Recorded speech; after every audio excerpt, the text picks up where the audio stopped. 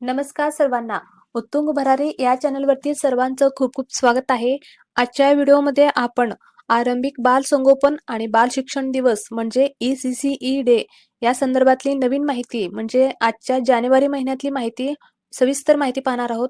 जर तुम्ही चॅनलवर नवीन असाल तर नक्की चॅनलला सबस्क्राईब करून घ्या आणि घंटीच्या बटनाला प्रेस करून ऑल नोटिफिकेशनला ऑन करून घ्या. तर व्हिडिओ आवडला तर नक्की व्हिडिओला लाईक करा. म्हणजे माहिती पूर्ण आवडली तर तुम्हाला व्हिडिओला नक्की लाईक करा. तर पाहूया, हा जो कार्यक्रम आहे आरंभिक बाल संगोपन आणि बाल शिक्षण दिवस हा दर महिन्यात 10 तारखेला करायचा असतो. तर जानेवारी महिन्यातली सविस्तर माहिती पाहत आहोत आपण. तर महिना जानेवारी, विषय काय आहे तर नन्हे कलाकार, संख्याज्ञान आणि सृजनशीलता दिवस. आणि त्यांचं वयोगट असणार आहे 2 ते 6 वर्ष वयोगट असणार आहे. तर ती वेळ म्हणजे 90 मिनिटे. तर 1.5 तासाचा वेळ असणार आहे. तर ठिकाण तुम्ही कुठेही सार्वजनिक ठिकाणी घेऊ शकता किंवा अंगणवाडीत घेऊ शकता. तर त्याचं उद्दिष्ट काय आहे पाहूया.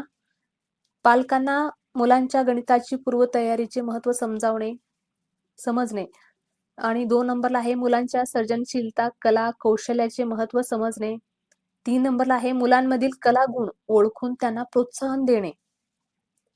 तर त्याचं साहित्य काय लागणार आहे तो ECC डे साजरा करण्यासाठी साहित्य काय लागणार आहे म्हणजे 1 नंबरला गणिताची पूर्वतयारी म्हणजे दुकानासाठी फुले, फळे किंवा उपलब्ध असतील त्या वस्तू किंवा आणि कागदाचे खोटे पैसे. आणि 2 नंबरला आहे सर्जनशीलता, कला, कौशल्य. त्यासाठी लागणार आहे रंगकाम, ठसेकाम, कोलाज काम, कागदकाम इत्यादी. मुलांच्या कलाकृती आणि डिस्प्लेसाठी ओढणी, साडी किंवा कोणताही कपडा. तर त्याची पूर्वतयारी आहे. सत्राची वेळ व दिनांक पालकांना आदल्या दिवशी सांगायचं आहे. तर काही मुलांनी 4 ते 6 वयोगट असणाऱ्या मुलांनी कोणकोणती दुकाने लावायची ते अंगणवाडी ताईंनी आधीच ठरवायचं आहे. त्यानुसार साहित्य वरीलप्रमाणे आवश्यकतेनुसार तयार असल्याची खात्री करून घ्यायचं आहे व एका दुकानासाठी 2 ते 3 मुलांचा गट ठरवून घ्यायचा आहे. तर पुढे आहे अंगणवाडीतील मुलांच्या रंगकाम, ठसेकाम, कोलाज काम, कागदकाम, कृतींचे कागद डिस्प्लेसाठी तयार ठेवायचं आहे. प्रत्येक कलाकृतीवर ज्यांची कलाकृती आहे त्या मुलांचं नाव लिहायचं आहे. कार्यक्रमाच्या दिवशी म्हणजे आधीच ओढणी किंवा कपड्यावर कलाकृतींचा डिस्प्ले लावायचा आहे व वस्तूंचे दुकान लावून ठेवावे. तर पुढे आहे 2 ते 6 वर्षांची मुले व इतर पालक यांना देखील कार्यक्रमासाठी आमंत्रित करायचं आहे.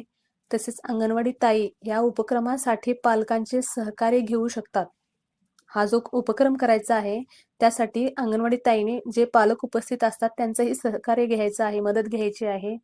तर सर्वात प्रथम स्वागत अंगणवाडी सेविका ताईंनी पालकांचं स्वागत करायचं आहे.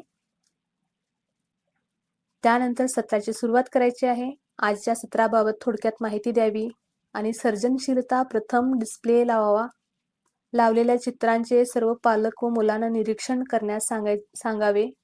ताईने सांगावे की मुले चित्रे काढताना, रंगकाम करताना, ठसेकाम, सुशोभीकरण उदाहरणार्थ रांगोळी काढणे हे करताना उत्साह, कुतूहल, आनंद यासारख्या सकारात्मक भावनांचा अनुभव घेतात. अशा उपक्रमातून मुलांच्या कलागुणांना वाव मिळतो. तसेच मुले नीटनेटकेपणा, व्यवस्थितपणा शिकत असतात. मुलांची अवधान कक्षा, लक्ष एकाच जागी केंद्रित करण्याची क्षमता वाढते. एकाग्रता वाढते. त्यामुळे पुढे शाळेत गेल्यानंतर मुले एकाग्र होऊन अभ्यास करू शकतील. घरी देखील याप्रमाणे मुलांच्या कृती घ्याव्यात. तसेच घरातील सजावट, रांगोळी काढणे, रंगवणे, वस्तू नीट व्यवस्थित लावणे अशा उपक्रमामध्ये मुलांना सहभागी करून घ्यावे.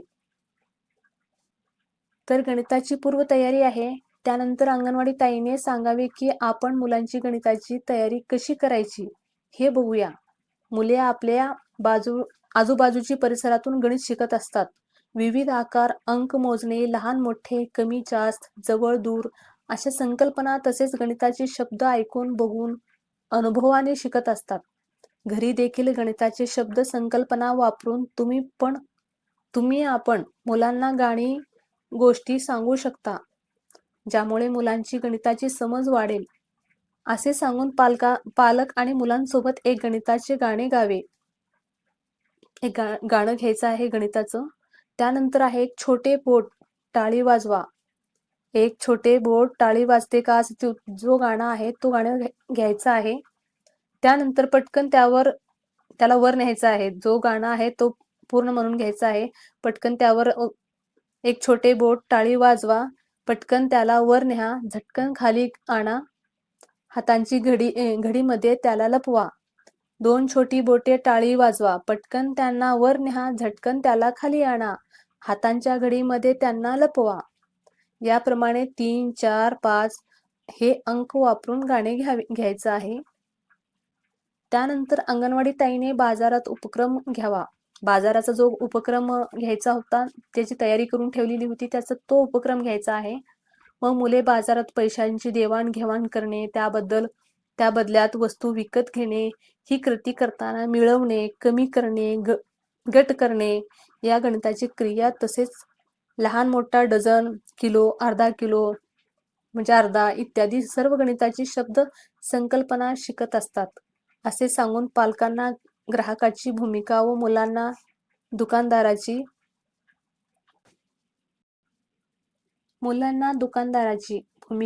भूमिका करण्याच्या सूचना द्यायच्या आहे.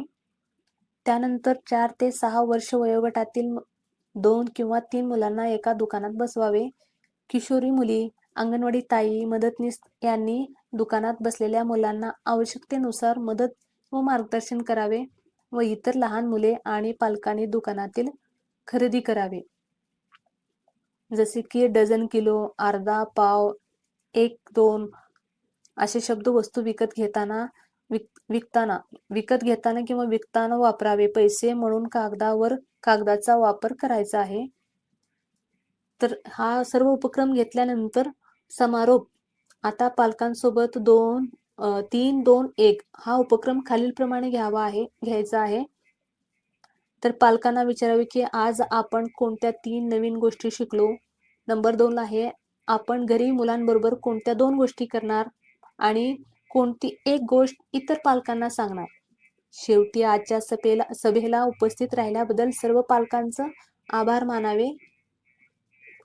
तर अशा प्रकारे समारोप मानल्यानंतर त्यांना पुढील महिन्यातल्या कार्यक्रमाची तारीख सांगायचं आहे पालकांना. तर माहिती कशी वाटली आपण आजच्या व्हिडिओमध्ये जो 10 तारखेला ECC डे संदर्भातली माहिती पाहिलं आहोत. तर अशा प्रकारे हा उपक्रम घ्यायचा आहे. 10 तारखेला ECC डे साजरा करायचा आहे. तर व्हिडिओ जास्तीत जास्त अंगणवाडी ताईंना शेअर करा, जेणे की त्यांना हा महत्त्वाची माहिती मिळेल. तर व्हिडिओ पूर्ण पाहिल्याबद्दल सर्वांचं धन्यवाद.